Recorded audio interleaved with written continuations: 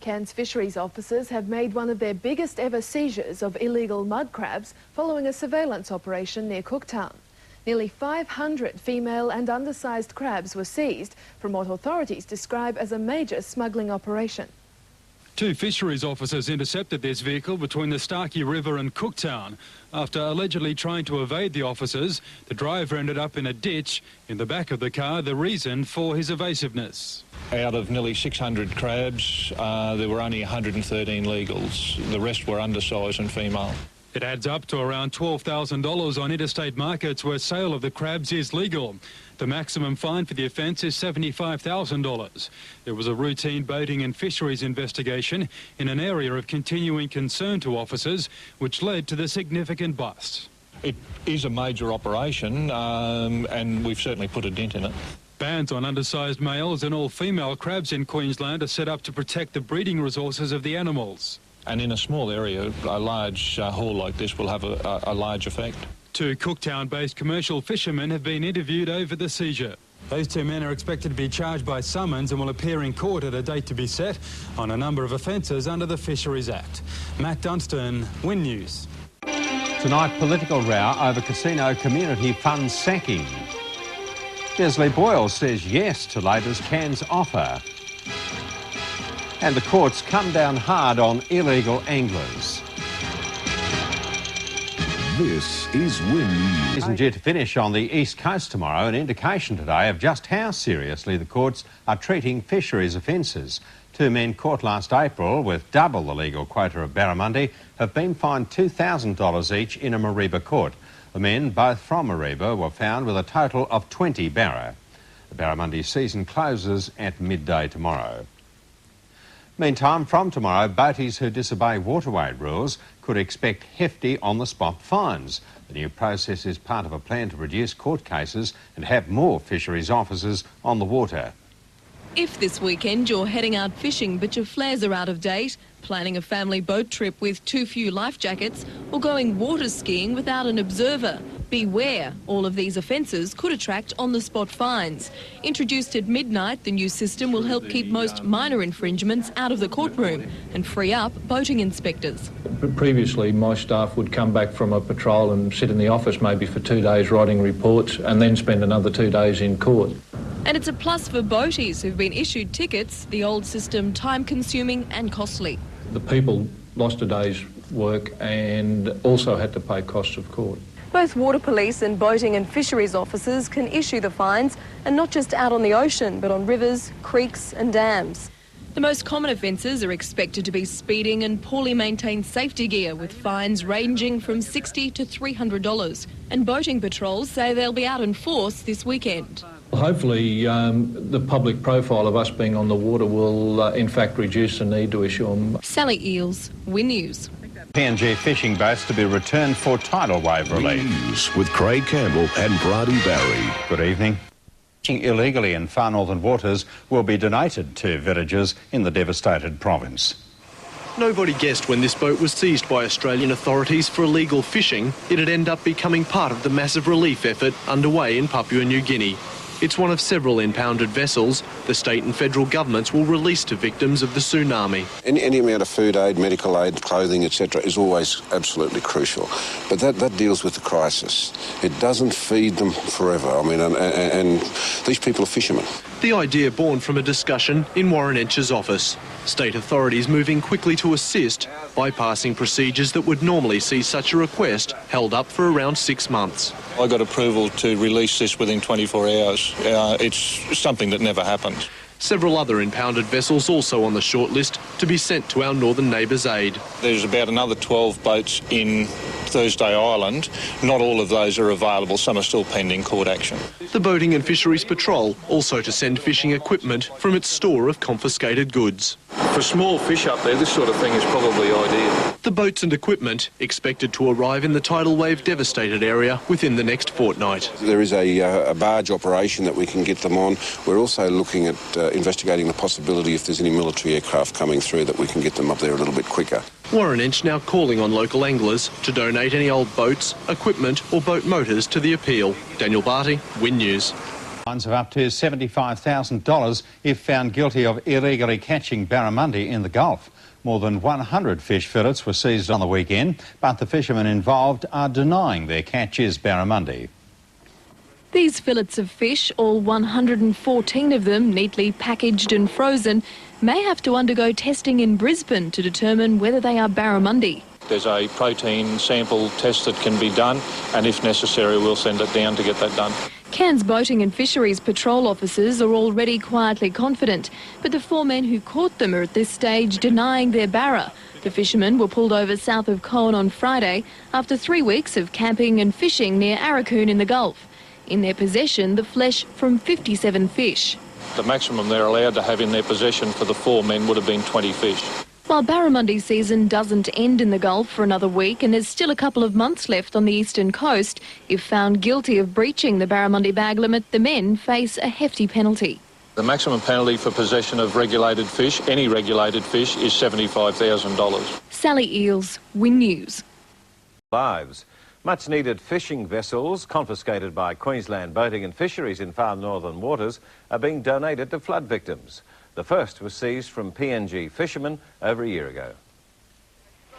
This banana boat was seized 18 months ago illegally in Torres Strait waters. Until last week, it was to be sold as a patrol vessel. We were going to convert it as a very useful tool for us to collect illegal crab pots in the Rockhampton area. But it's about to be put to even greater use. It's the first of what's hoped to be many vessels that have been confiscated in Australian waters that will be donated to PNG disaster survivors. A campaign launched by local MP Warren Ench. Some bright spark made a comment of you feed a man, give a man a fish, you feed him for a day, you teach him how to fish and you feed him for life. And I thought that's not a bad idea. While initial relief efforts have been vital, Mr Wrench says practical solutions are now what's needed to help wave victims rebuild their lives. The only practical way that we can get these guys back on their feet as quickly as possible is to give them the tools to get out there and make a living again. On the southern side of New Guinea, this is the craft that's commonly used in the area by the locals, and they're very seaworthy and they'll cover great distances in them. Another 12 boats have also been identified on Thursday Island that fisheries hope to be able to hand over. Various fishing equipment seized also to be donated. The challenge has also been put out to local boaties who have unwanted tinnies or 40 horsepower motors to donate to the appeal. Sonia Campbell, 10 News.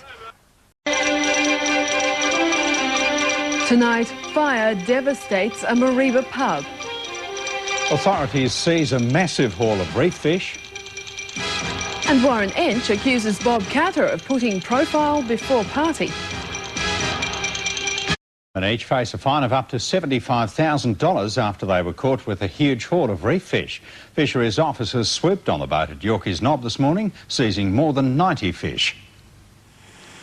A 3-day wait finally paid dividends for boating and fisheries officers this morning, seizing an illegal catch of more than 90 reef fish from a boat moored at Yorkeys Knob, the haul exceeding the allowable bag limit by 11. The reason they gave us that we were going to have a barbecue, but from the amount of fish it was going to be a fairly big barbecue. The 2 fishermen responsible are now facing a possible maximum penalty of $75,000. The reason that we've got the bag limits is to make sure the species are there for everyone and to prevent people taking saleable quantities.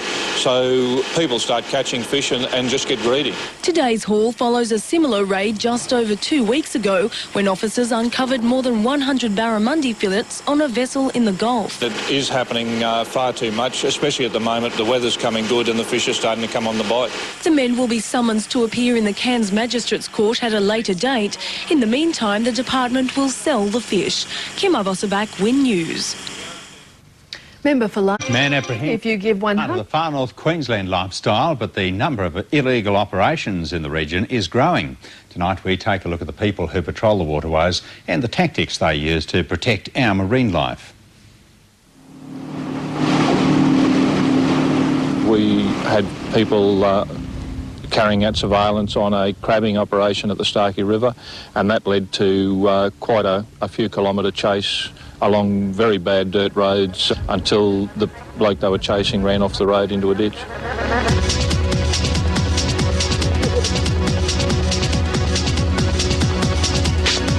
We have had a fairly substantial chase off the coast here. Went from actually Michaelmas Cay virtually back to Yarrabah. One of them also altered course violently and ran into the side of our boat and then got away.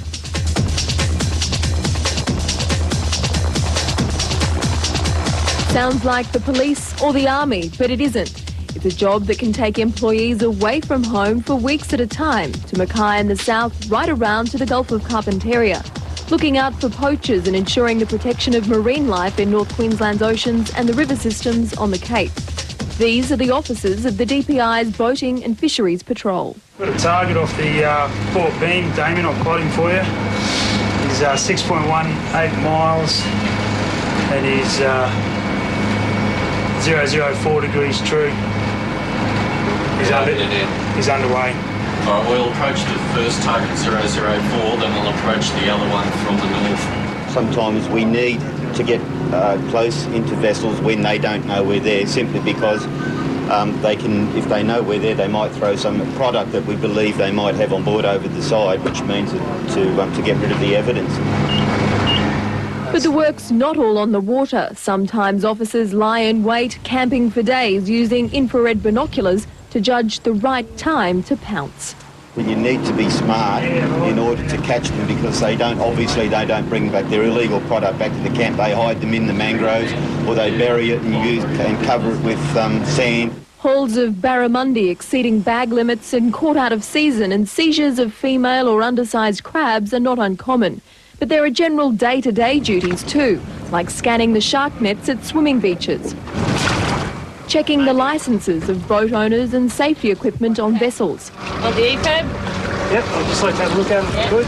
And examining the catch of trawlers. What would you like to do first, licence? And do you get pulled up, checked by the patrol officers very often? Now and then, too often sometimes, especially when you're asleep. The new investigator's one of the state government's largest vessels, and she needs to be.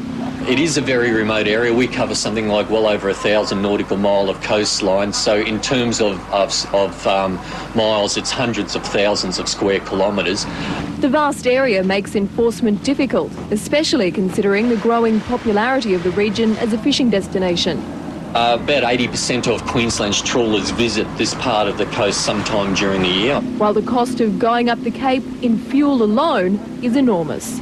We try to do the best we can with what we've got. But the fisheries officers will keep on making do to keep a tight rein on illegal boating and fishing activities, from the highly organised poaching ring to the small-time fisherman who thinks he can get away with it. Sally Eels, Win News.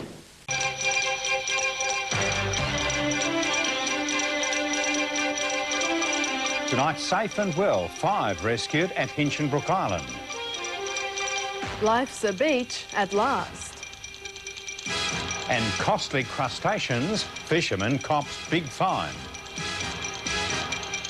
Win News with Craig Campbell and Bridie Barry. Good evening. Good evening. Has received one of Queensland's largest ever fines for the illegal possession of mud crabs. In November last year, the Department of Primary Industries seized the haul, consisting of 400 female and undersized male crabs. Facing the Cooktown Magistrates Court back in October, commercial fisherman Dennis Diggles was found guilty of possessing female and undersized mud crabs. Yesterday, the 46-year-old was back before the magistrate for sentencing. Facing total possible fines of over $180,000, Mr Diggles got off lightly, ordered to pay $26,000. We're very happy with the fine. It's a commercial operation and he's got 5 previous offences for crabbing offences. In November last year, Mr Diggles was charged with the illegal possession of 253 undersized male and 208 female mud crabs, a 2-day operation seizing the huge haul hidden in mangroves. A concentrated operation involving Cairns staff and other staff. Some very good investigative work to start, and then some very good work in very harsh conditions up there at the Starkey. In May this year, another man faced the Cooktown Magistrates Court. He was fined $8,000 for his part in the illegal haul. The DPI says this serves as a warning. Anyone considering illegal fishing, they say, will be caught and will face huge fines. Some of the people in the isolated areas think they are immune to being caught, but we do spend a lot of time in the bush north of here in the Cape York Peninsula area. The fines have been welcomed by commercial fishermen who are calling for more severe penalties. Belinda Burrows, Win News.